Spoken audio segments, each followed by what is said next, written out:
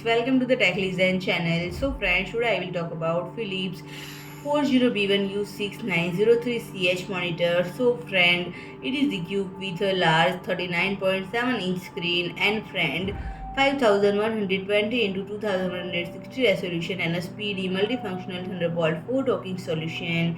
So friend, this docking solution is flexible and versatile, allowing data to transfer at a speed of 40 Gbps with a bidirectional bandwidth, and it is also compatible with previous Thunderbolt cable connection, USB and DisplayPort. With the Philips 40B1U6903CH being equipped with this technology, it is an ideal solution for professionals looking for fast data transfer, fast 1 gigabit per second Ethernet connection, and 90-watt power delivery capability to connected devices. And friend, it has built-in 5-megapixel webcam optimized for a better video experience, and built-in webcam has noise-cancelling microphone and 5-megapixel webcam for high-quality meeting calls, and the 5-megapixel webcam also has the convenient Windows Hello certification.